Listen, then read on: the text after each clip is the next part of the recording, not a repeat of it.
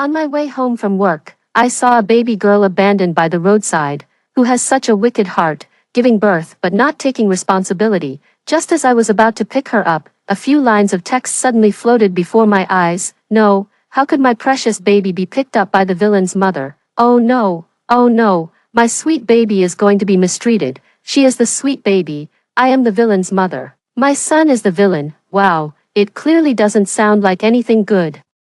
So I turned around and left immediately. The next second, a voice claiming to be a system sounded. Trigger mission, rescue the female lead, reward $500. How do I know you're not tricking me? How about this? Show me your capability by giving me $250 first. Off work, Director Jenny. Hey, I'm leaving, Uncle. I walked while wrapping the scarf around my neck. The early winter weather was bitterly cold. Even without any snow, the sky was dark, and it was a bit late after work. With almost no one on the road, what's that? My gaze was drawn to a bundle by the garbage heap, a baby girl wrapped in a coarse cloth full of patches, her eyes tightly shut and her face flushed red, who has such a wicked heart. If you don't want to raise it, then don't give birth. How immoral. Just as I was about to reach out to hold it, a few lines of text flashed before my eyes. No, please. How did the little darling end up being picked up by the villain's mother? It's over, it's over.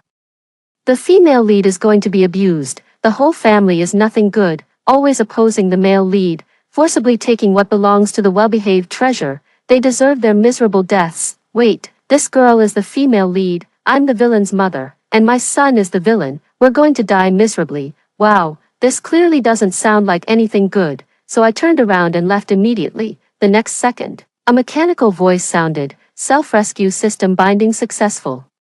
Task will be issued to the host immediately. What is this sound again? I turned my head and looked around, but there was no one nearby. I exist in the host's mind. The host can communicate with me through consciousness. What is she doing? Sneaking around like a dog? Is she trying to steal the good baby? I seriously suspect that I might have encountered something unclean, as I keep running into strange things. Mission triggered. Rescue the female lead. Reward, $500. My footsteps halted. 500, that's enough for half a year's salary. Save her for just 500. I silently wondered. Yes, please complete the task immediately. Host, how do I know you're not tricking me? I don't even know you well. Alright, since it's our first time meeting, I'll give you a friendly discount. Send me $250 as a deposit first to show your capability. Otherwise, if you're tricking me, wouldn't I have saved her for nothing? Think carefully. This child's face is flushed red with fever.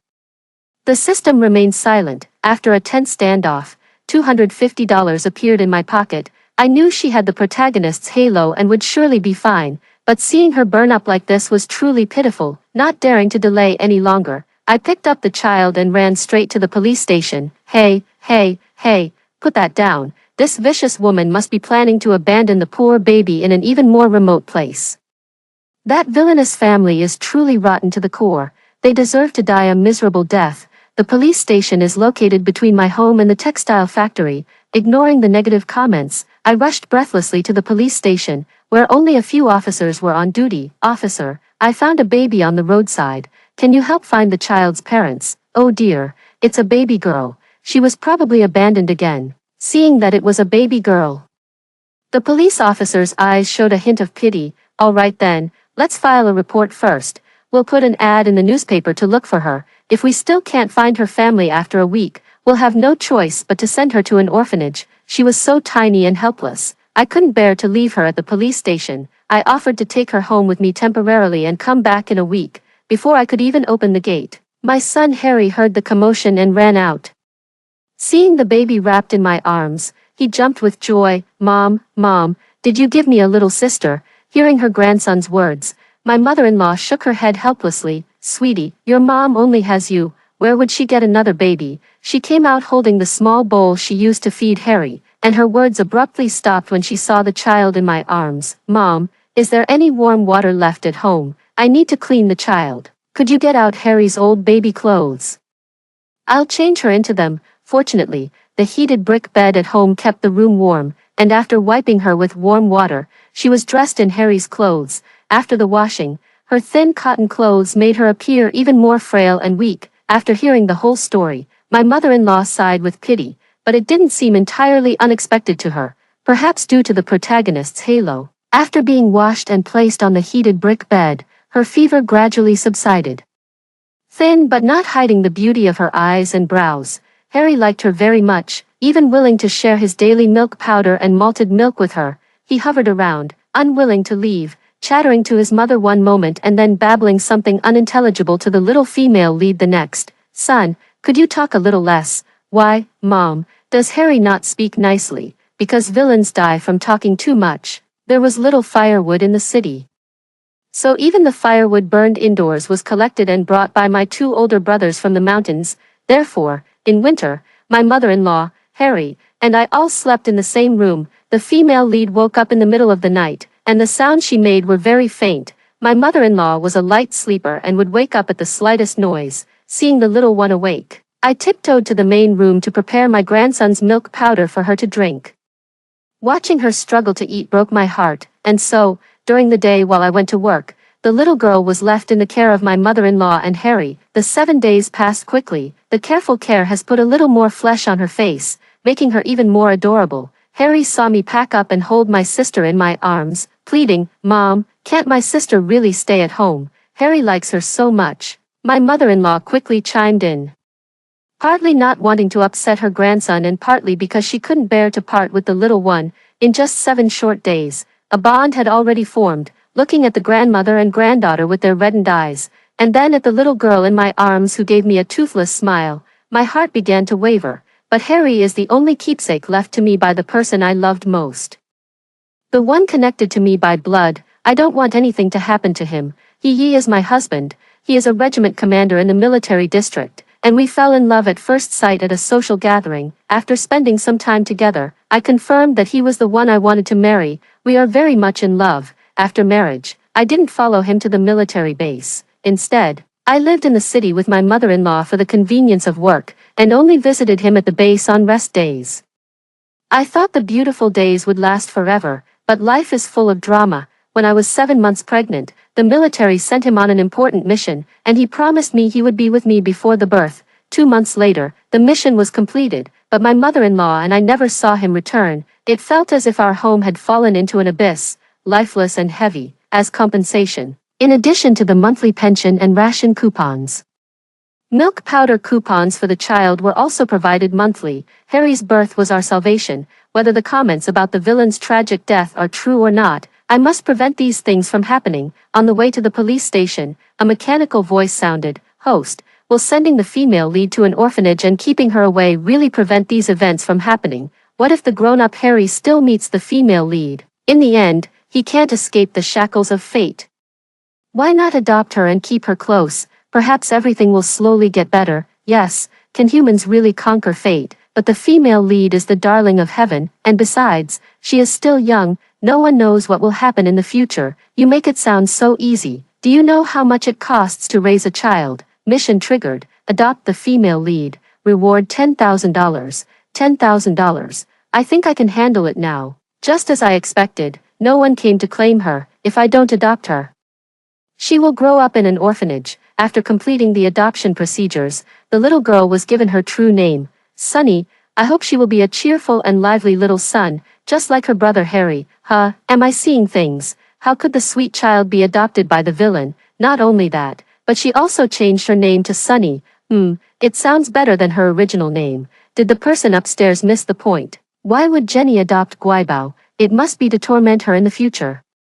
On the way back, I saw Harry crouching by the door sobbing from a distance, with my mother-in-law also standing at the door. It felt as if dark clouds were looming over both of them. Whose little bitter melon is this? I teased with a laugh. He looked up and saw the little sister in my arms, then suddenly grabbed my leg and hugged it tightly. "Mommy, I really, really love you so much for not sending my sister to the orphanage." It felt like life had hit the fast-forward button.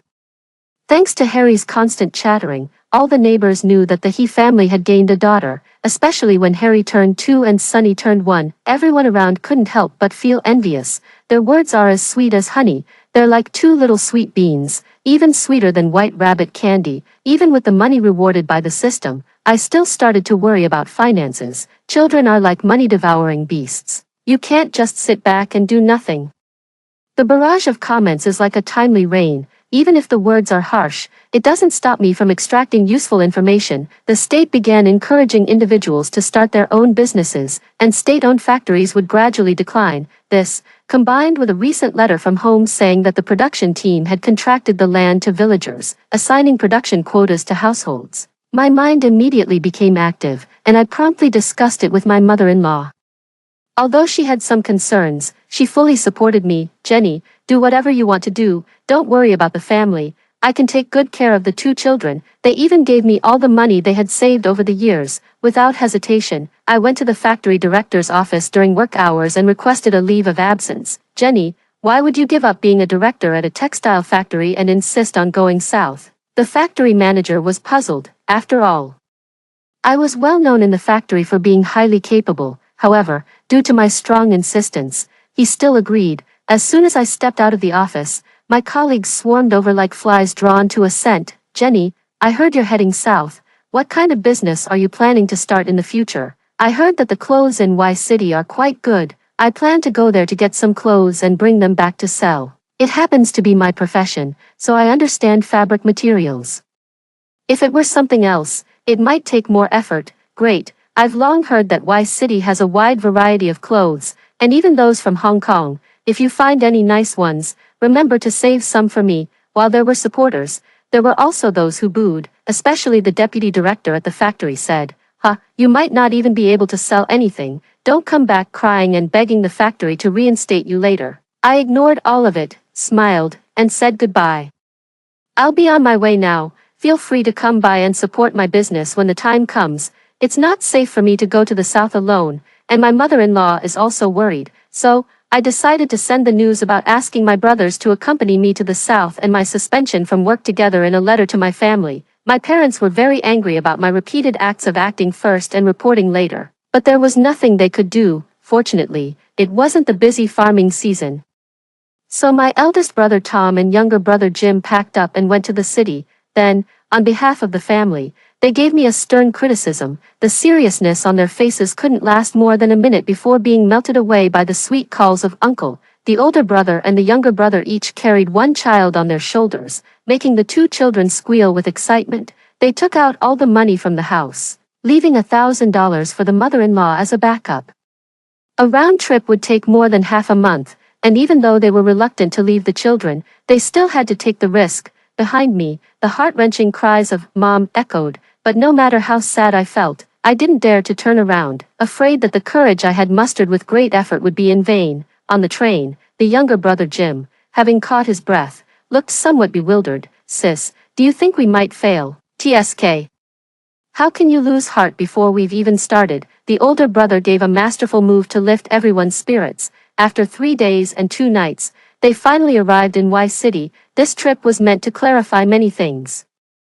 Product prices, supply sources, and subsequent issues of cooperation and transportation. Every day is so busy. I can only know about my child's recent situation through bullet comments. Stuffing the goods into the transport carriage, the heavy weight in my heart finally lifted. The longing for my child grows wildly, and I wish I could appear by their side the very next second. After moving all the goods back home, I couldn't wait to lie down and sleep for 3 days and 3 nights. "Mom, my sister, Grandma, and I all miss you so much." The siblings spoke in their childish voices, expressing their longing. Each clung to one of her legs, shedding little golden tears. Unlike the heart-wrenching sobs from half a month ago, they were now crying silently. I didn't care about the dust all over me and held them tightly. "Mommy also misses Harry and Sunny super much." After settling the 2 children, I took out the gifts I bought for them in Guangzhou. Ding ding ding ding.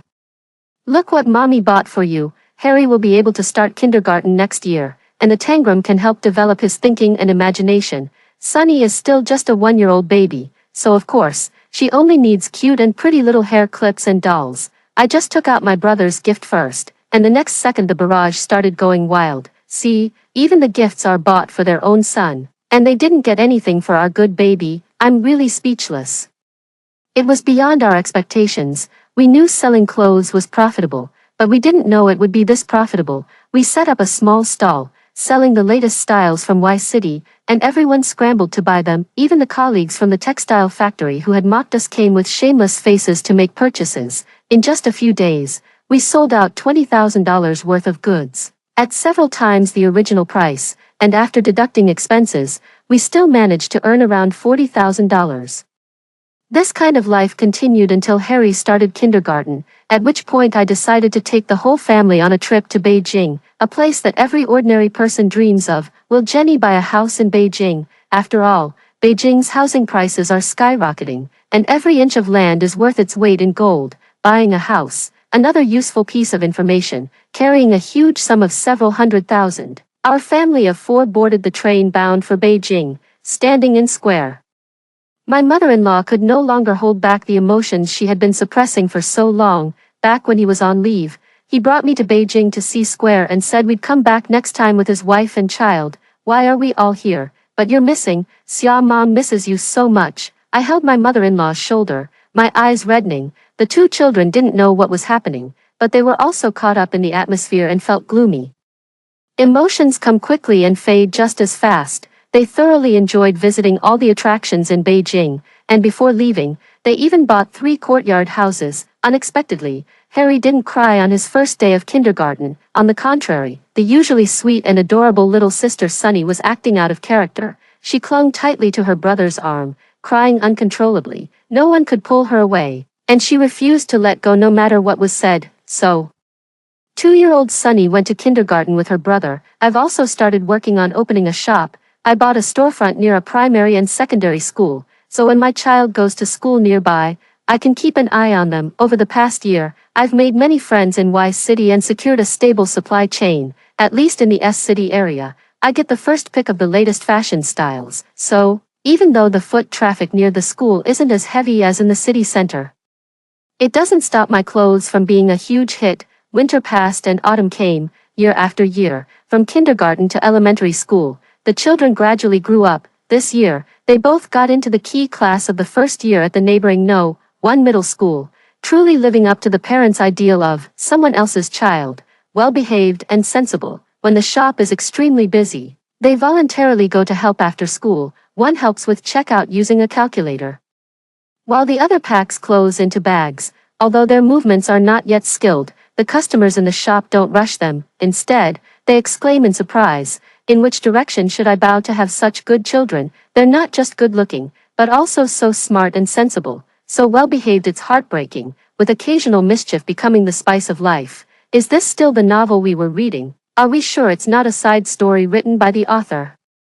The future villain boss is actually an adorable sweetheart. It seems the plot started to deviate after that bad woman Jenny adopted the well-behaved child, and the bad woman doesn't seem so bad after all. The little villain and the female lead are truly growing up healthily. The bullet comments have started to change, losing the hostility they had at the beginning. No one can act out the same script day in and day out for 10 years. Initially, the perception of Sunny was more about preparing for a rainy day, but as we spent more time together, the defenses in my heart were gradually worn down. I don't know when it started, but I had already come to see her as my own child. The summer after graduating from elementary school, aside from a trip to my grandmother's house in the countryside, I didn't go anywhere else after returning. Every day, I go to the store with me to watch the shop. When it's busy, I help with checkout and packaging.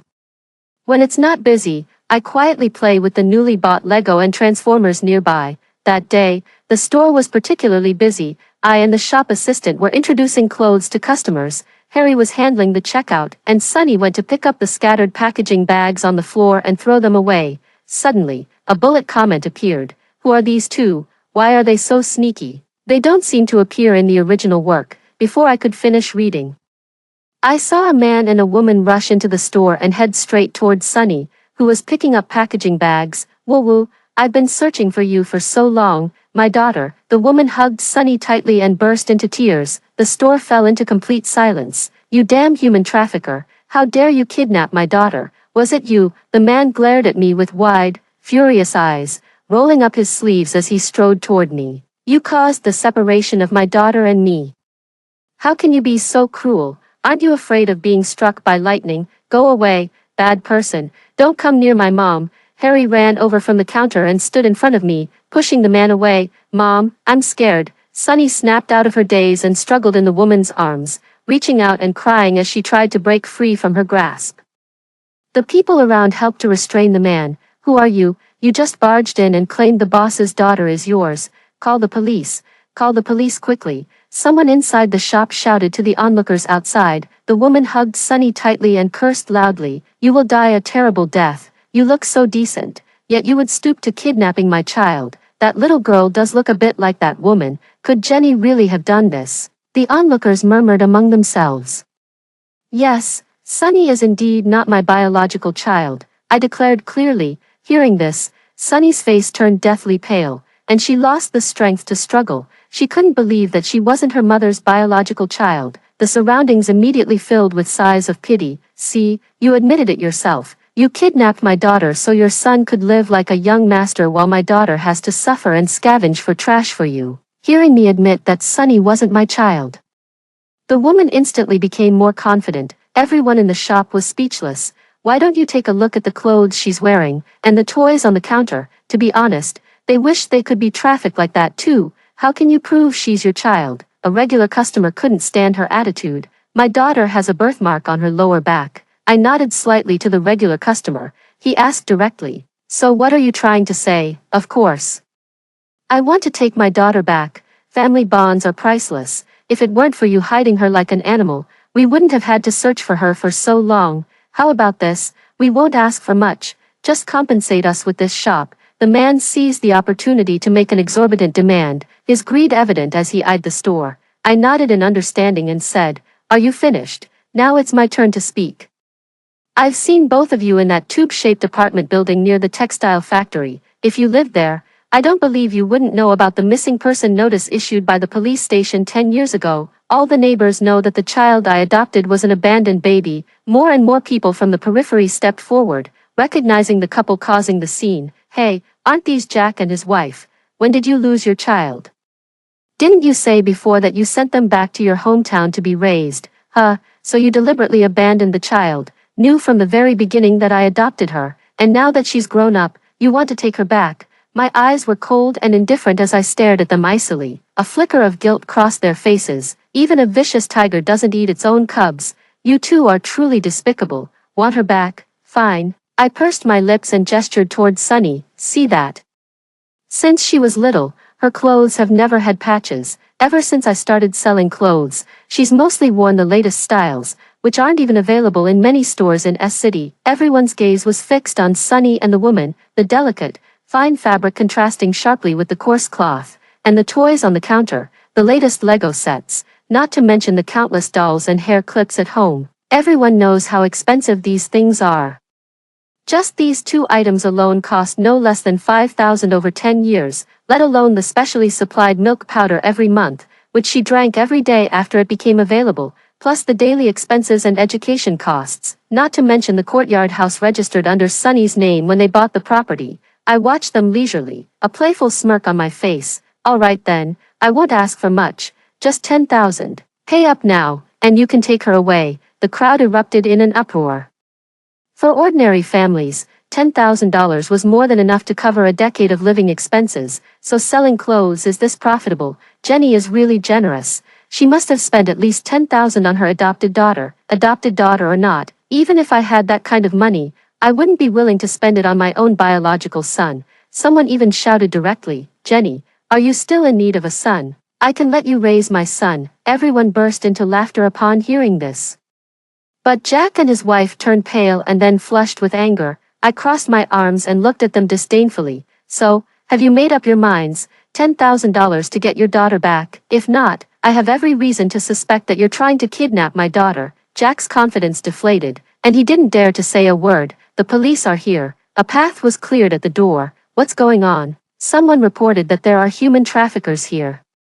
The police began questioning as soon as they entered. After listening to everyone speaking all at once, the police sorted out the situation. I remember this case very well. At the time, a notice was published in the newspaper for 7 days, but no one came forward to claim the child. It was Jenny who took the initiative to adopt her and went through the formal adoption procedures. They are legitimate mother and daughter. This police officer happened to be one of the personnel who handled the case 10 years ago. After all, at that time, ordinary people were all struggling financially, and very few were willing to adopt children. The police looked at Jack and his wife. As for the two of you, intentionally abandoning the child by the roadside. If Jenny pursues the matter, you could be charged with the crime of abandonment." The two of them immediately turned pale with fright, their legs trembling uncontrollably. And they quickly waved their hands in denial, and no, we mistook the person. After saying this, they immediately squeezed their way out of the crowd. What a joke. Their own son was still waiting for them at home. If it weren't for the compensation, they wouldn't have wanted to acknowledge this troublesome girl, let alone now having to pay compensation and face jail time. They were eager to distance themselves as quickly as possible. The farce finally came to an end. The police dispersed the crowd and said to me, "Jenny, don't worry, our station will send someone to warn Jack and his wife. If they come again, just call us." I quickly thanked the police and saw them off, then gave the staff the day off. It wasn't appropriate to keep the business open today. Now only the three of us, mother and children, were left in the shop. I crouched down and opened my arms to the siblings, saying, "Come here, Wah, Mommy, I thought you didn't want me anymore." Sunny burst into loud sobs, her originally soft and sweet voice now hoarse. Her small body trembled violently as she clung tightly to my neck. "Mom, can you please not give my sister back? I can share half of my food with her." The little boy, who had just been bravely protecting his mom, couldn't hold back his tears any longer. From an angle they couldn't see, my eyes turned red, and a sour feeling welled up in my nose. I held them both tightly, wishing I could press them into my very bones and blood. "Mom will never give your sister back. Just like Harry, your sister is a precious gift that Mom worked hard to have. No one can take her away." Still immersed in fear, neither of the two children dared to leave my side. Even after returning home, they stuck close to me, needing to sleep pressed tightly against me to feel at ease. As expected, both children developed high fevers that evening. My mother-in-law wasn't at the shop today. When she found out, she was so heartbroken that she couldn't stop crying and kept blaming herself. My poor grandsons, if I had been there, I would have skinned them alive. The next day, my mother-in-law took matters into her own hands and carried out her revenge. She paid someone to scoop several buckets of sewage and went to the apartment building, directly splashing it on Jack's door. The exterior wall was completely covered in filth. The people inside the smelly place were full of complaints, and the old lady downstairs started cursing directly, bringing up 18 generations of ancestors one by one. As soon as they heard it was directed at Jack's family, some people even brought out a stool for the old lady to sit on, afraid she might get tired from standing. The matter subsided, and everything returned to normal, yet it felt as if something had changed. Sunny, she didn't seem as happy lately. The little sweet bean had turned into a little bitter gourd, learned to force a smile. Everything said and done is accompanied by a cautious desire to please. Heartache. Sweetie now seemed so much like the original character. In the orphanage, Sweetie was delicate and fragile. Everyone wanted to step on her, so she had to live cautiously, compromising for the sake of peace. The little one had no one to rely on, surrounded by malice. So whenever someone showed her kindness, she was easily convinced. I'm asking, is the extra chapter really this heartbreaking? It's making my heart ache. Woo woo. I hope Jenny notices the good baby's condition. I'll never call her a bad woman again. The text before my eyes gradually blurred. My eyes filled with tears, and my heart felt as if it had been torn into several pieces. The pain unbearable. I didn't even bother to instruct the shop assistant to watch the store. I immediately put down the sample garment and rushed home. As soon as I opened the door, I saw my son running out upon hearing the noise. He pulled me into a corner and whispered, "Mom, my sister has been acting so strange lately. I don't like her like this. Can you change her back?" Even Harry could sense that something was off about her. I nodded firmly and said, "Okay, I promise. Mom will definitely bring your sister back for Harry." I walked into the room and saw her curled up in a small ball on the bed, reading a book, looking very reserved. The sound of my knocking even made her flinch. With tears in my eyes, I looked at her and said, "Baby, come here." "Mom, why are you crying?" She sat in my lap and wiped my tears with her sleeve. "I'm sorry, I'm really sorry. I was too self-righteous. I forgot that my baby has grown up, thinking you were still the little one babbling in my arms, thinking you would quickly forget what happened." Yes, when a smooth and peaceful life is suddenly struck by a thunderbolt, no one would ever forget it until death. How could I underestimate the harm this incident caused her? I'm sorry. What Mom said at the time was all lies, just to deceive them. Sunny is Mom's treasure, priceless. Just recalling the situation at that time makes my heart bleed uncontrollably. the front of the clothes was soaked. The little bitter gourd has started to release its juices. Let it flow, let it flow. Once all the bitterness is gone, Mommy will fill you with love and turn you back into the sweet little bean we all know. Mommy, you are the one Sonny loves the most. Please don't abandon me, don't send me back. The sobbing came in fits and starts. Never, Mommy will never send you back. Mommy won't lie to you. I waved to Harry standing at the door. Harry, come here, Mom will never lie to you too. From now on, you should watch Mom's actions, not just listen to her words, especially when it comes to others' words.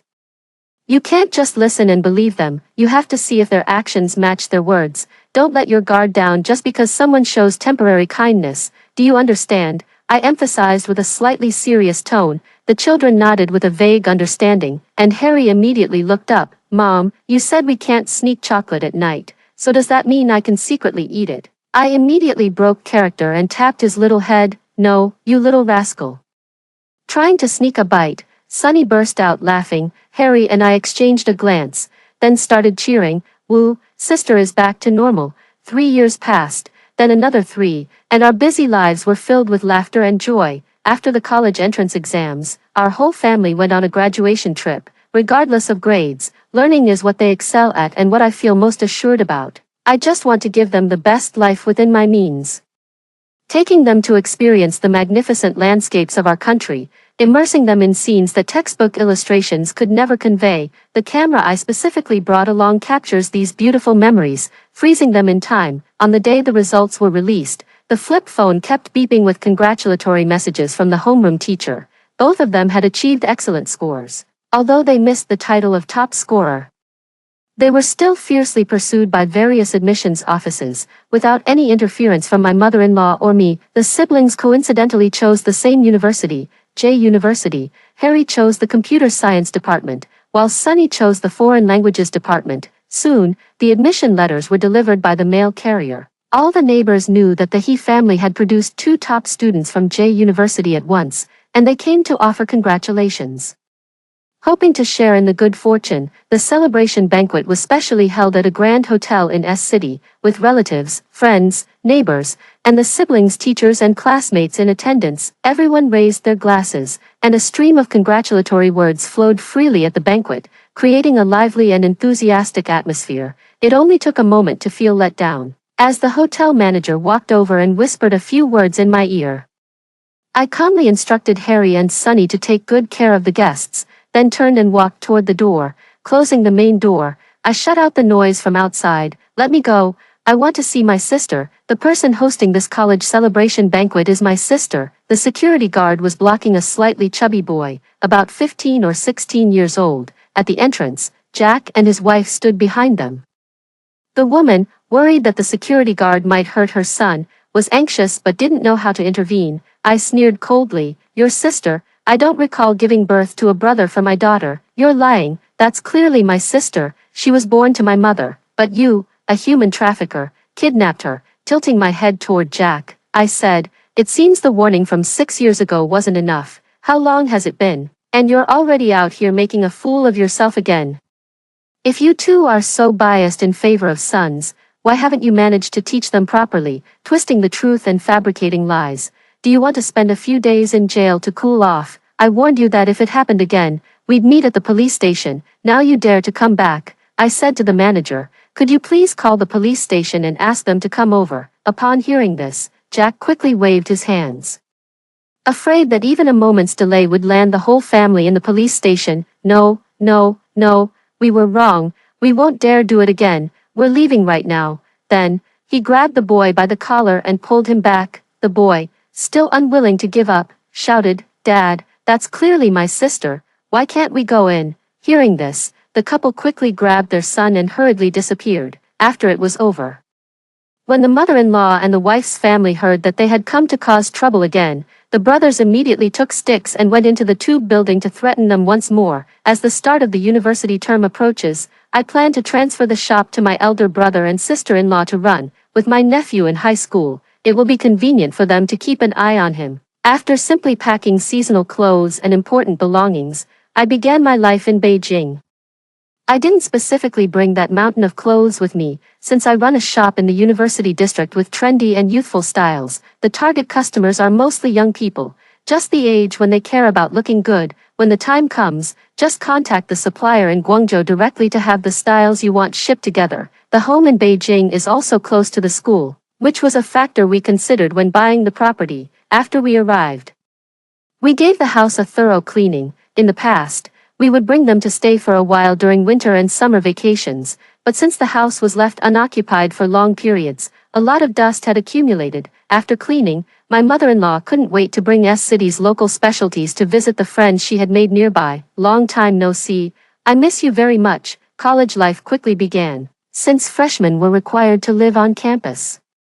I was quite surprised to see Harry and Sunny at home after the military training ended. The two of them stood at the door, their faces tanned dark, grinning at me with a row of bright white teeth. I turned my back, my shoulders shaking, afraid I would burst out laughing. Mom, is it really that funny? Your son and daughter are this tanned, and you're laughing so happily. Harry's resentful voice came from behind. I have to say, you two are just too rough, aren't you? Before school started, I specifically asked someone to send me sunscreen and skincare products from Hong Kong, just to avoid getting tanned like this. Look at your face, Harry, it's almost the same color as soy sauce. Ha ha ha. Harry could only mutter in defense. That stuff feels sticky and greasy on the face. It's really uncomfortable. Besides, none of the other students use it, making me, a grown man, seem girly. Mom, I also think it feels uncomfortable on the face. Sunny raised her hand in agreement. I firmly refused. No way, your mom is a sucker for good looks, and I don't want my child to look like a little lump of coal. Starting today, both of you need to take good care of your skin and get fair again quickly, otherwise, it'll affect my visual experience, and I won't be able to match clothes for customers properly. Oh, the siblings were somewhat speechless but didn't dare to argue. When their grandmother came back from her evening chat and saw the two of them, she burst into laughter. Even your dad wasn't this dark back when he was in the military district. Ha ha ha ha. With the family's relentless efforts and the gradually cooling weather, which brought less intense sunlight, the two finally regained their fair complexion. Today is a great day. The male and female leads have finally met. Firecrackers. JPG. How wonderful. Seeing the plot deviate. I thought our dear protagonist would end up with Harry. Fortunately, the ending didn't change. The male lead, is he also at J University? Now that Harry and Sunny are siblings, they should be considered to have escaped the disaster, right? Sunny and the male lead Lucas met in a public class. Actually, it was more like Lucas knew Sunny unilaterally. Sunny represented her group to present their assignment results on stage, while Lucas was just attending the class for a friend. Her voice is crisp and pleasant, her features delicate and petite, with bright eyes and white teeth, and her large, sparkling eyes seemed to speak. What's her name? Lucas nudged the classmate next to him with his elbow. Sunny, the department belle of the foreign languages department. Sunny, even her name sounds so lovely. It seems he fell in love with Sunny at first sight. After class, Lucas caught up to Sunny with a note he had written during class. Sunny, I heard you're in the foreign languages department. Could you help me translate a sentence? Sure. Sunny took the note and saw a string of German words. This sentence means, I like you. Sunny translated the sentence expressionlessly, her tone completely flat. Only Lucas was inexplicably shy, his ears turning bright red. Thank you. Seeing Sunny show no reaction and turning to leave, Lucas was somewhat puzzled. That shouldn't be the case. Is this move no longer effective? Lucas is very good-looking, with a roguish charm, and has a rich second-generation air.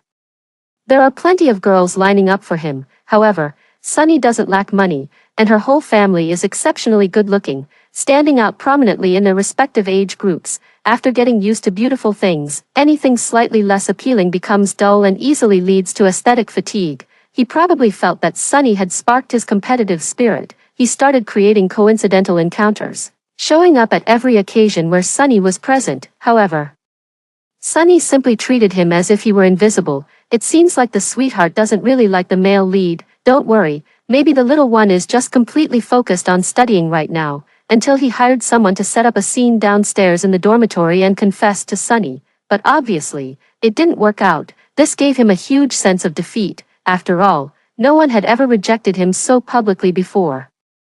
Lucas refused to believe it wouldn't work. so he used the same approach on another girl, and the result was just the opposite. When the girl looked up at him with shy, admiring eyes, it satisfied his desire for conquest. But compared to Sunny, these girls seemed bland and uninteresting. After disappearing for a few days, he started appearing by Sunny's side again. Sunny suppressed her anger and warned him, "Lucas, please stay away from me, you're already interfering with my life."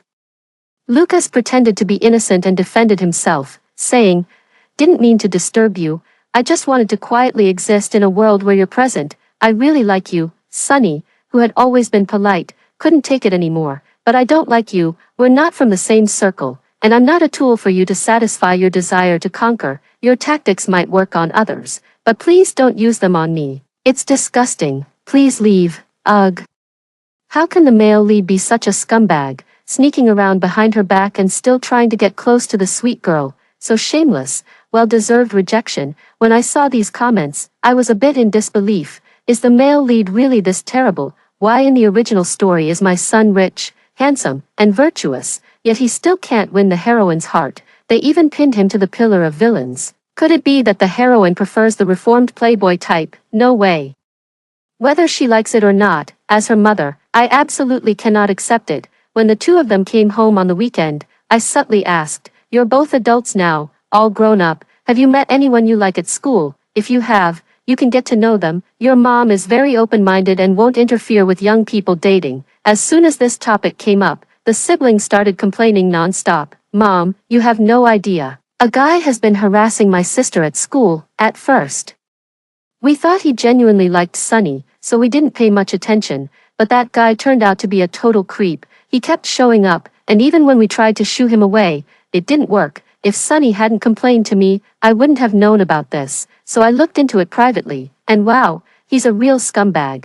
Behind the scenes, he's been playing around, jumping from one relationship to another without a break.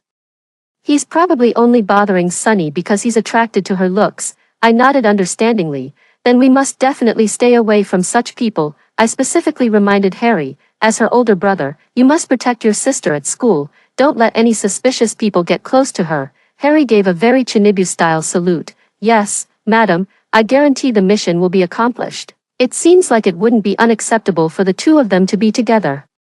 You've spotted a key point, my friend. I think Harry is even more handsome than the male lead, and we know him inside out. To the person above, "You're both too late. I'm already too far gone down the rabbit hole of shipping them." I neither support nor oppose the discussions in the bullet comments. I believe Harry's Sunny has his own plans. I chose to ignore the sweet moments that were constantly being dug up in the bullet comments. After all, neither of them showed any signs in front of me. By the time we graduated, Harry had started his own business and was doing exceptionally well, while Sunny continued her studies, aiming to join the foreign ministry. I began urging them to start dating and bring their partners home, just like other mothers do. The result was that both of them pretended not to hear and remained silent. Was this some kind of sibling telepathy? I could only mutter under my breath, "If it really doesn't work out, you two could just make do with each other, Mom. Please stop playing matchmaker, we just want to focus on our careers right now." They both said with righteous indignation, "We'll talk about the future when the time comes." All right, children and grandchildren will have their own blessings. Congratulations, host, for completing the self-rescue mission. The system will soon disappear. The long unheard mechanical voice sounded. How did I complete the mission? The host successfully altered the course of the plot. And the character's outcome has also changed, thus completing the self-rescue. I was still a bit confused, but I've been carrying out the tasks you assigned all along, saving Sunny and raising her. Saving others is also saving oneself, isn't it? Suddenly, the system seemed to have become more humane. I lifted my eyes, not knowing where to look, and let my mind drift. Yes, it seems like I'm saving Sunny, but in reality, I'm saving myself. The system is about to disappear. Host, goodbye. Goodbye. After hearing the first story above, what are your thoughts? Feel free to share your opinions in the comments section. Next, there is another similar story. Let's continue to see. Transmigrated into a sweet romance novel, I became the sidekick of a wealthy heiress. Everyone can hear my inner thoughts. Such a sweet and soft girl. But unfortunately, she's not very bright. She befriends a scumbag, gets sold to northern Myanmar, her brother is beaten to death, and her parents jump off a building. The villainess is confused and helpless. The male lead is also sick, jumping into the sea, cutting his wrists, and becoming a beggar for the female lead. He doesn't even mind her being defiled and eagerly takes on the role of a father. Is a free son really that appealing? The male lead spat out his milk tea, his eyelids twitching. The second male lead is no good either. He promised to be friends for life but abandoned the girl for the female lead. Ended up blind and in prison.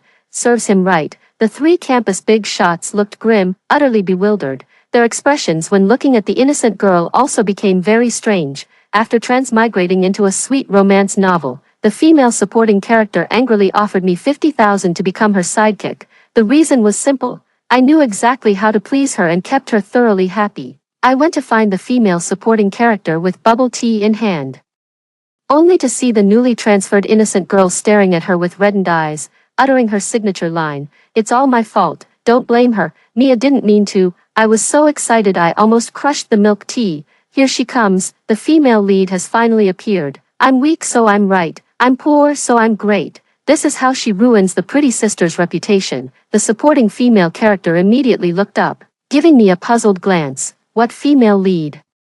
What's wrong with my reputation? I quickly shook my head, afraid that this young lady might get angry. Did I say that out loud? I couldn't be that foolish, could I? Whatever, I'll just brush it off. I pretended to be clueless and shook my head. I didn't say anything. You must have misheard. Miss, here's the boba taro milk tea you ordered. With 30% sugar, I inserted the straw and handed it to her mouth. Mia gave me a suspicious glance. Both male leads also appeared at the same time, taking the milk tea from my hands, occasionally stealing glances at me, while admiring the three stunningly beautiful faces. I shook my head inwardly and sighed. How good it is now, how miserable it will be later. Guard against fire, theft, and best friends. Act recklessly but never be love-struck. Sister, you're so beautiful.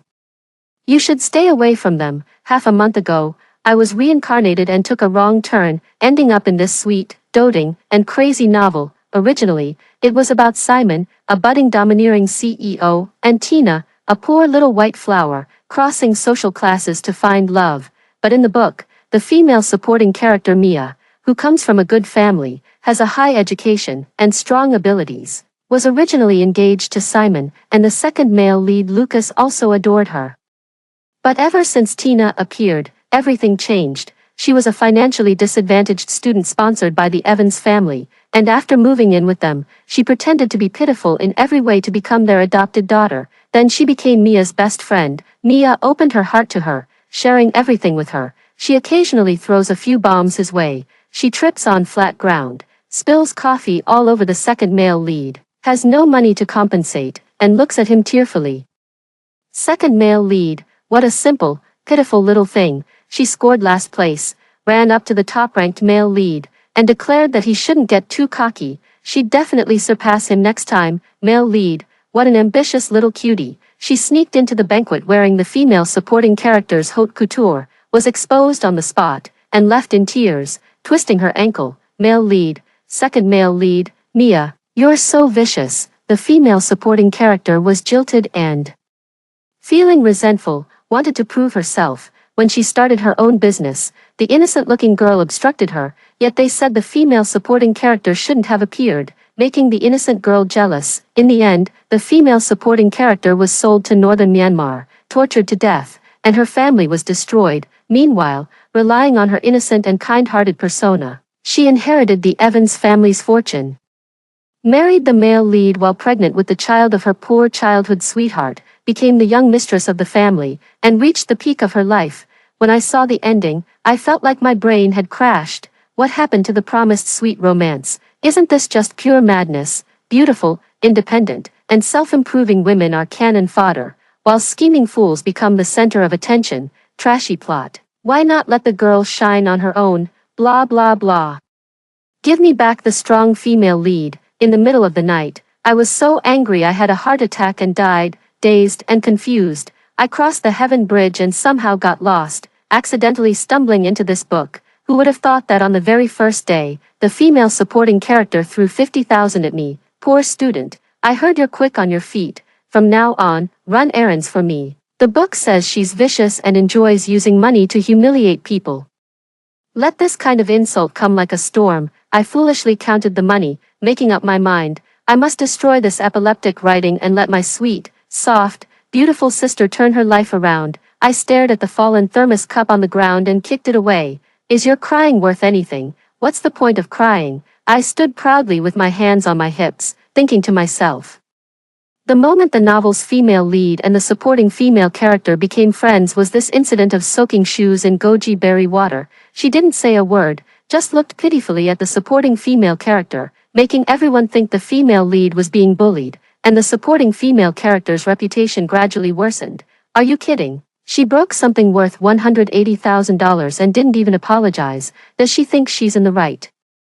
Even if my beautiful sister agrees, I won't. Mia raised the corners of her mouth slightly, looking at me with a gentle smile in her eyes. I was completely mesmerized. My beautiful sister, how did you become so good-looking? Too bad she's a love fool. She insisted on being Simon's lapdog, only to end up sold to northern Myanmar and die a tragic death. Cherish life. Stay away from men. Mia's smile froze as she looked at Simon in disbelief. Simon frowned and retorted coldly.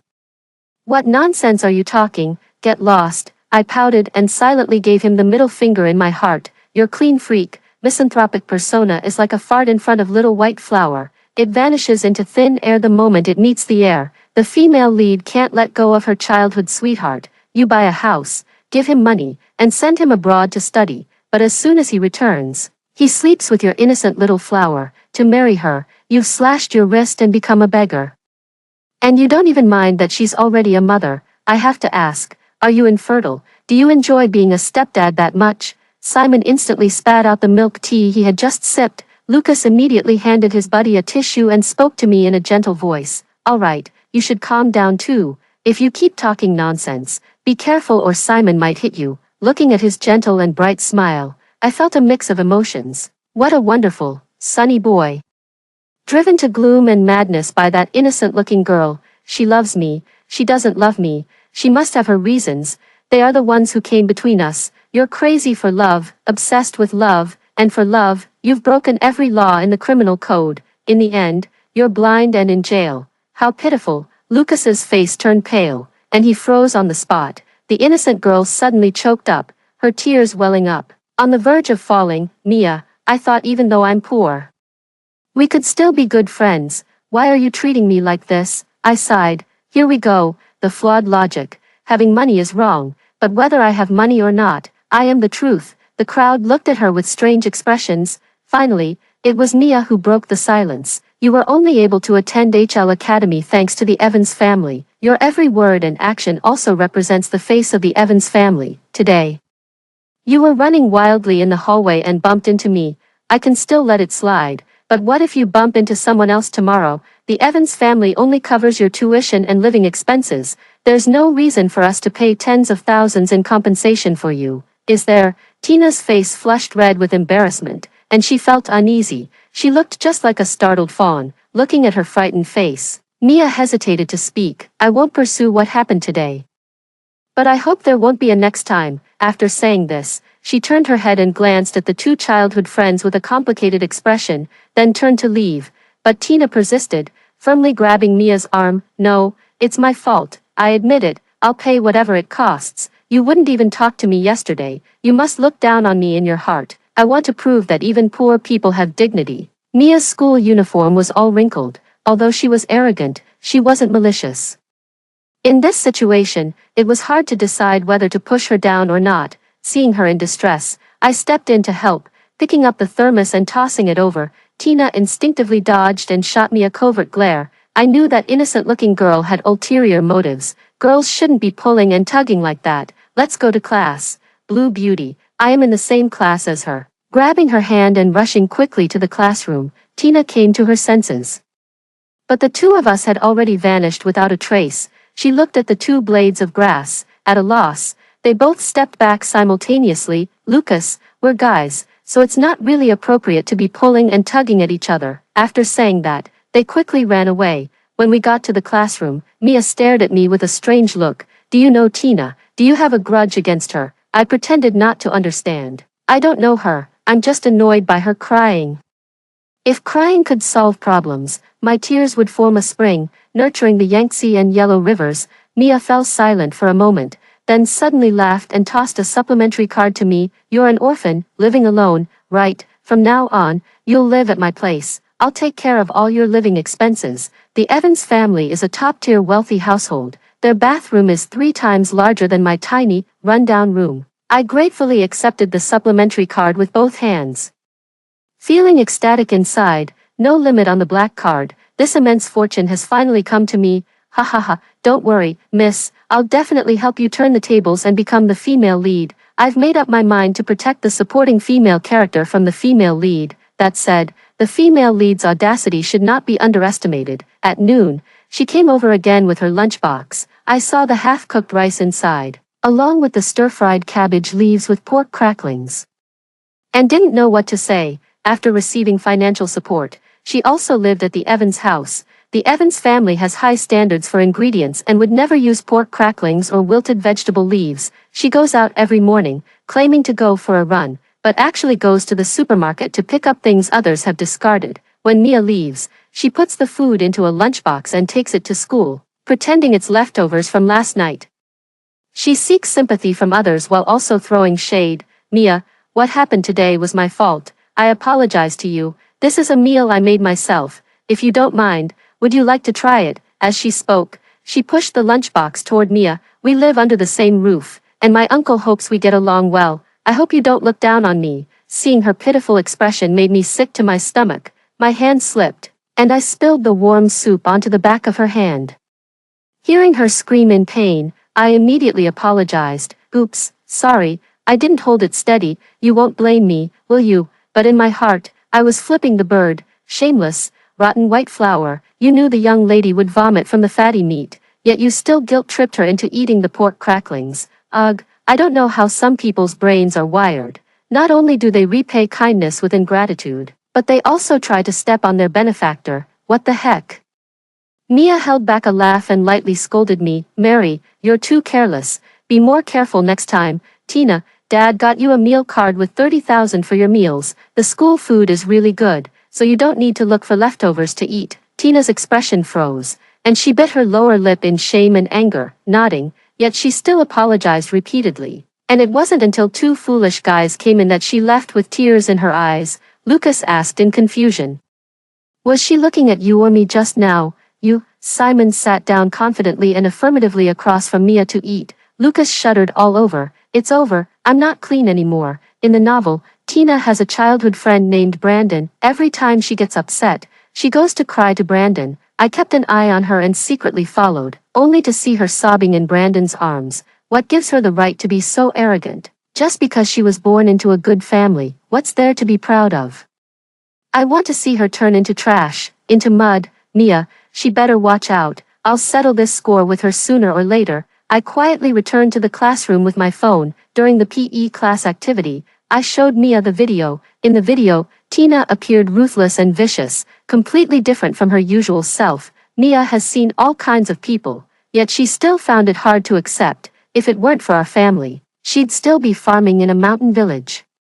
We've been so good to her. Why does she look at me like that? Is there something wrong with my character? Her self-doubt broke my heart. I quickly rubbed against her to comfort her, saying, how could that be? Think about it. Those kinder than you aren't as wealthy. Those wealthier than you aren't as generous. Those more generous than you aren't as smart. And those smarter than you aren't as beautiful. You, my dear, are a super beauty who combines beauty, wisdom, kindness, and generosity all in one. She's just pure envy and jealousy. You're just too outstanding. That's why you're targeted by thieves. I made Mia laugh heartily, and after school, she took me to buy several new outfits, had someone help me pack my luggage, and that evening, she took me to stay at the Evans house. That very night, something major happened. Mrs. Evans' diamond necklace is missing, and Calvin's luxury watch is also gone. Tina glanced at me, whether intentionally or not. It's such a coincidence that things started disappearing right after Mary arrived today. Oh, I was just saying it casually. I didn't mean to accuse you of stealing. Mrs. Evans looked at me suspiciously, while I watched her performance on the side, almost vomiting up my dinner. Could she be any more disgusting? To drive me out, she stole something and framed me. How despicable. Let me guess. The item is either on my bed or under it. but doesn't she know the Evans family has surveillance? Oh. She doesn't know yet, which is why in the original story, when she swapped Auntie's jewelry with fakes, she ended up begging and crying for mercy. Later I found out that every time before she acted, she would hack the surveillance system, things like my brother's luxury watch and property deed. My aunt's jewelry and clothes, and my uncle's contracts were all swapped out by her. Mrs. Evans and Calvin were both stunned. The two exchanged a glance, then looked at Mia. Mia, Mom, Mary just arrived at our house. It's not right to search someone else's room. How about checking the surveillance footage? Tina looked flustered, her hair standing on end. There's surveillance. How come I didn't know? Ridiculous. With so many antiques and gems in my house. How could I not have surveillance installed? Tina, why are you sweating? Tina held her head. I'm not feeling well. I need to go to the restroom for a moment. After saying that, she quickly left and went back to her room to turn on the computer. But she didn't know that her room was converted from a storage room and still had several cameras installed, which hadn't been removed yet. Her actions were clearly seen by Mrs. Evans and her eldest brother. From that night on, the Evans family's attitude toward Tina changed. I took the opportunity to serve tea to my uncle, massage my aunt's shoulders, and walk the dog with my older brother, take the path of the innocent, leaving no path for the innocent to take. She had originally intended to disguise herself as the Evans family's eldest daughter, but now that was no longer possible. In just 1 month, Tina secured a guaranteed admission to a prestigious university. This was originally meant for Mia. She rushed into our classroom during the class meeting, knelt down, and clung tightly to Mia's leg, tears and snot streaming uncontrollably down her face. Miss, I really don't know what happened. You have to believe me. I just filled out the form. I never expected to actually win. The teacher must have made a mistake. I'll go find the teacher right away to fix it. She said she was going to find the teacher. But her actions spoke louder than words. She clung to Mia's leg and refused to let go. I couldn't help but call her out. It was you who had Brandon swap the documents and take Mia's spot by using her results to qualify. The documents have already been issued, so even if you try to reason with the school, it won't change anything. In the original story, the girl treated her as a friend, didn't escalate the matter, and even supported her through graduation from a prestigious school and studying abroad to gain experience. This person then turned around and told the male lead and second male lead that the girl found her annoying and deliberately sent her away. What a piece of trash. If your grades are bad, just study harder. Where did all these dirty tricks come from? Since that's the case, let's go to the school and make things clear. I don't care about the guaranteed admission spot, but I can't let you bear the blame for identity theft. Mia looked at her coldly, showing no intention of backing down. Seeing her resolute attitude, Tina let out a loud wail, pounding her chest and stomping her feet as she cried, "It's my fault. I've ruined your life. Someone as poor as me deserves to die. I'll jump right now to prove my determination with my death." After saying that, she climbed onto the window, with the entire school's teachers and students watching. This action was no different from putting Mia on the spot. Mia's temper flared up, and just as she was about to curse, I pulled her back. I whispered a few words in her ear. Mia laughed. "Tina, don't worry, this wasn't your fault. If you die, I'll sue the negligent teachers and the school until they go bankrupt to make it up to you." Simon frowned. His family was the school's largest shareholder. As the son of a school shareholder, I also want to make a statement. We will investigate this matter thoroughly and will not tolerate any wrongdoing. The two of them spoke passionately, echoing each other's sentiments. A group of students also chanted slogans with great enthusiasm. Tina had intended to rely on public opinion to force Mia not to pursue the matter. How could she actually jump off a building? Now it's her turn to be put on the hot seat. And Tina's murderous intent is impossible to hide. She wishes she could tear me to shreds and turn me into scrap. You all are forcing me. I'm poor. I deserve it. I don't deserve to live. Fine, I'll go die right now. She didn't jump immediately, but waited for the people outside to rush in. Sure enough, Brandon rushed to the window and grabbed her by the waist, pretending to struggle as he pulled her down. Calm down. Death won't solve anything. Let's talk this through properly. Don't you rich kids have any sympathy? Watching a classmate jump off a building and doing nothing. Do you even have any humanity? Tina cried her heart out. It's my fault, Mia. She treats me as a friend, but I took her spot. I should just die. I can't face my good friend anymore. She rushed toward the window, and Brandon pulled her back. After struggling for a long time, she hadn't even managed to get half a foot over the windowsill. Tina, If you die, what will people say about Mia? She's afraid of the college entrance exam.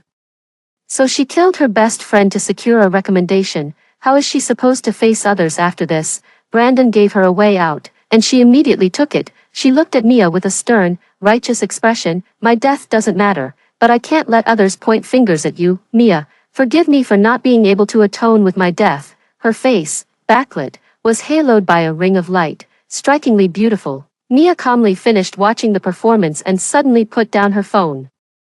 All right, sent successfully. After saying that, she turned to leave. Tina, who had been fully immersed in the act, straightened her spine upon hearing this. Send it. Who did you send it to? The media, and it was even broadcast live. The school was negligent, messed up the list of recommended admissions, and caused a student to jump off a building. Such a major news story must be reported to seek justice for you. Simon, hurry up and act. Don't let this affect the Fu family's stock.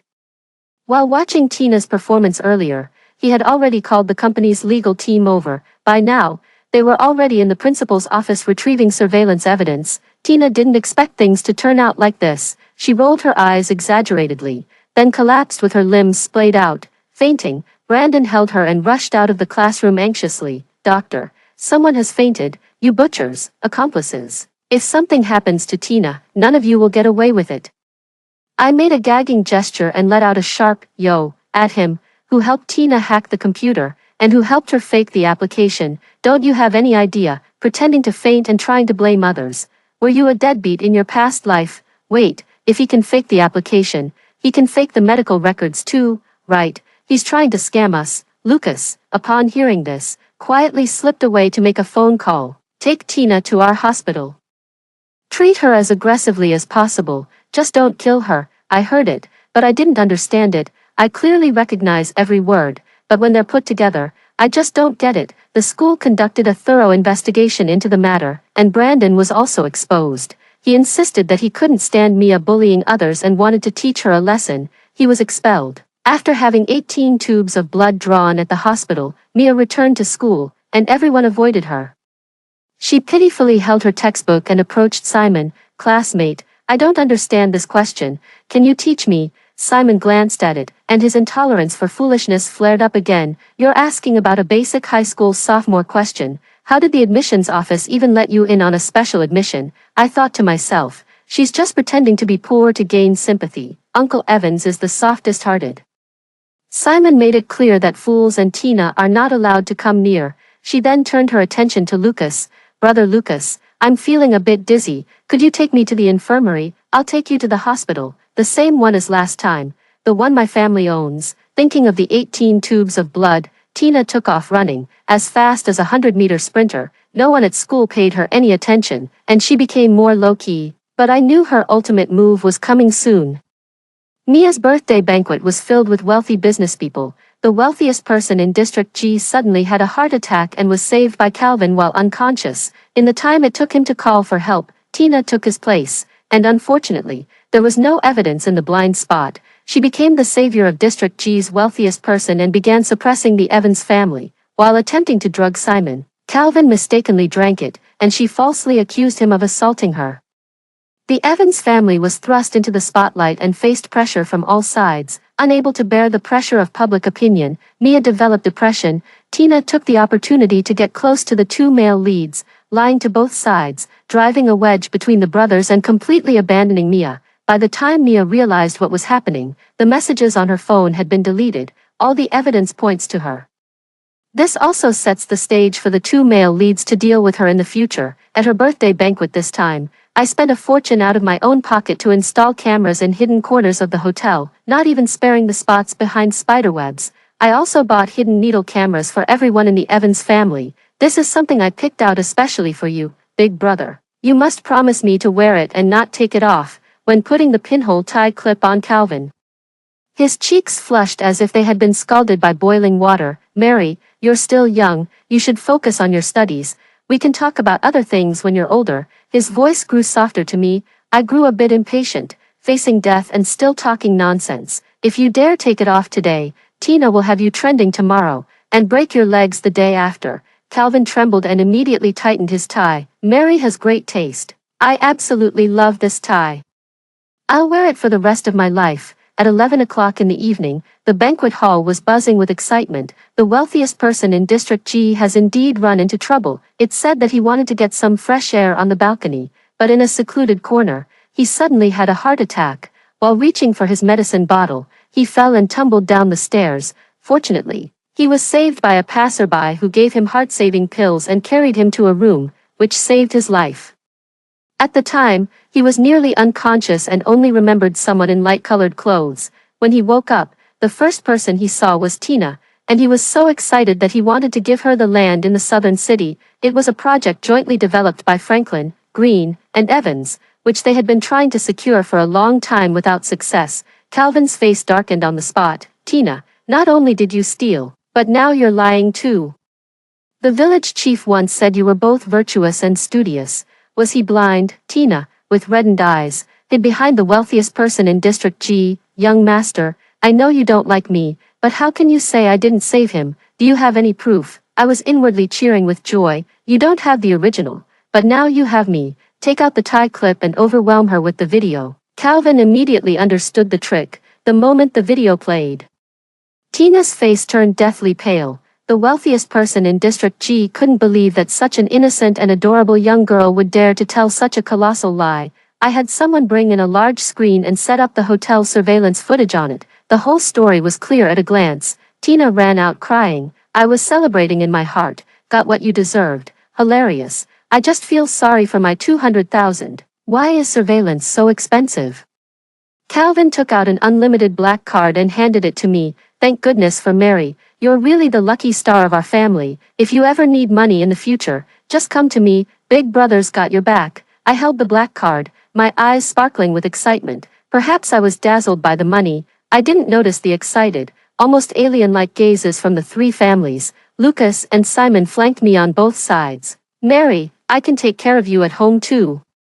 Would you like to come stay at my place? With your pocket money? Simon sneered, opened his phone, and transferred 300,000. If you need money, just tell your brother-in-law, I've got you covered. I was overwhelmed by the wealth. Mia pushed them away and locked my arm tightly. Mary is mine in life and mine in death. Mary, let's be together forever. Whatever the sweet, soft, beautiful older sister says is just perfect. I nodded in agreement. The next day, the Evans family had an adopted daughter. It's me, Mary Evans. Tina was kicked out of the Evans family, and a few days later, she started crying about it in a live stream. I come from the countryside, where my family favored boys over girls. I never had a full meal growing up. When I came to the Evans family, I thought I could be good friends with Mia and live as freely and unrestrainedly as she does. But I was wrong. There has always been a gap between the swan and the ugly duckling. I was just daydreaming. You were born into wealth and could never understand how insecure and timid I am. It's all my own fault. She said a lot, but from start to finish, she never mentioned what she had done. Under her guidance, netizens felt that the Evans family was bullying others with their power and trampling on the dignity of the poor. Simon, Lucas, I considered you as role models and friends, but it seems I was being overly sentimental. From now on, this poor wretch will leave the school and never bother you again. Wow, with just 2 sentences, she managed to drag the Fu and Gu families into the mess as well. They were so furious they were grinding their teeth, yet there was nothing they could do to her. 3 families were thrust into the spotlight, and their stocks also fell. Wearing the silk pajamas gifted by a stunning beauty and the large gemstone necklace from my future brother-in-law.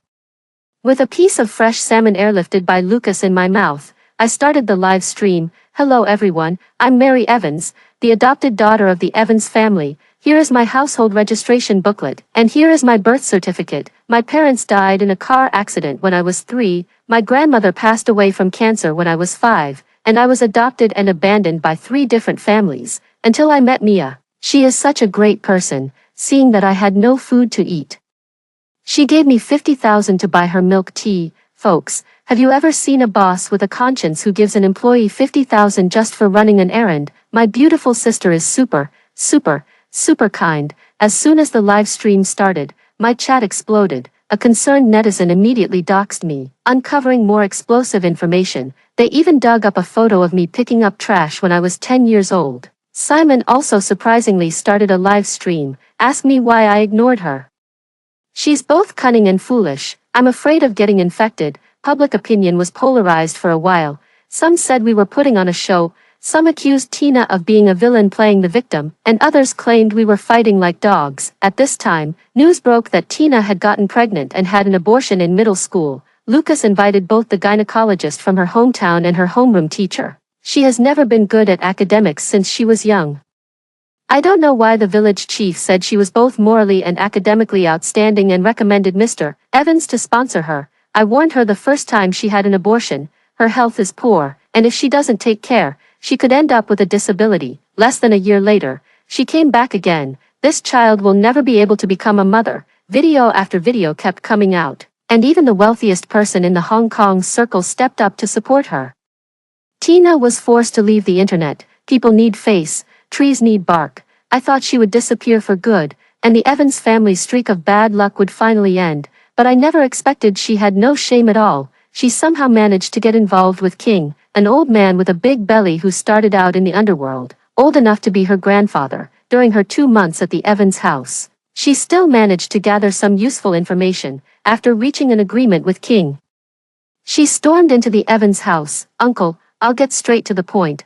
We want a 60% stake in the development rights for the Southern District land. We'll supply the construction materials, and you just need to sign the acceptance report." King is not careful with his work. One of the bridges that collapsed later was built by him. She thought that by obtaining the Evans family's documents and controlling their tax situation, she could blackmail the Evans family.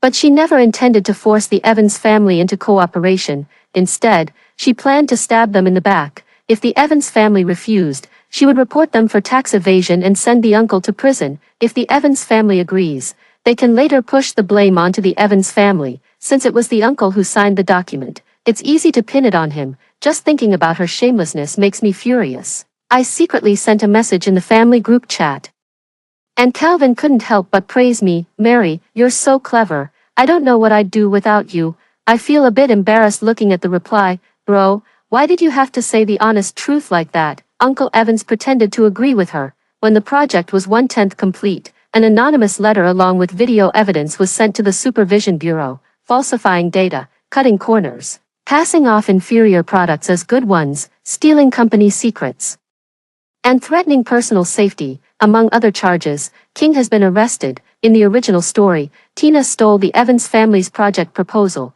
so how could I not be on guard? She can hack computers, so I had Uncle Evans print out the real documents long ago. The ones stored in the computer are all fake. The safe is being closely watched by the aunt and Calvin, so she has no chance to make a move. All her threats are seen as a joke in the eyes of others. The Evans family took back the project, while the Franklin and Green families exposed Tina and King's improper relationship. The old man is lustful and generous, and he gifted her a house during their time together. After he went inside, the original wife came with her family, beat her up, and threw her out of the house. I heard that when she was thrown out, she was only wrapped in a bath towel, without even underwear. When I was shopping with the trio, I happened to see her wrapped in a large black trash bag, picking up trash by the roadside. "It's you, it must be you. I'm supposed to be the main character, but because of you, everything has changed." She charged at me like a madwoman, and Mia shielded me from behind. Lucas aimed and threw it. The cola bottle hit her squarely on the forehead,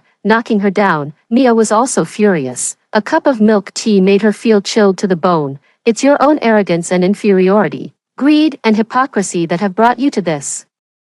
From the moment you started scheming to harm others, you were destined to fall into the mud." Tina laughed heartily one moment and claimed to be the female lead the next. In between, there were a few curses directed at me. Simon had someone gag her and throw her into a mental institution. After some time, I heard she escaped by crawling through a dog hole. The next time I received news of her was from a list of captured northern Myanmar gang members.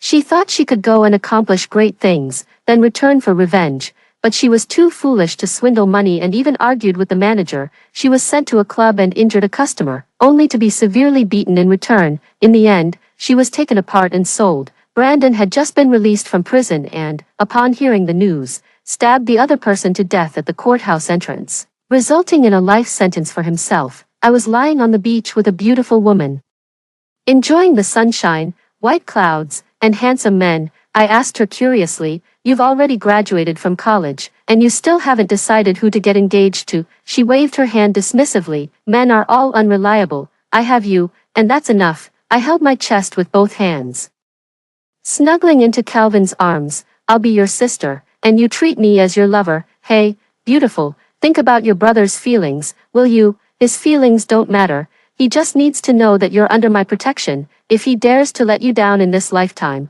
She made a click, big brother gesture, and Calvin held me, trembling. She laughed, radiant as the spring sunshine, and ran toward the sea, blue sky, white clouds, and a handsome guy. What could be better than this day?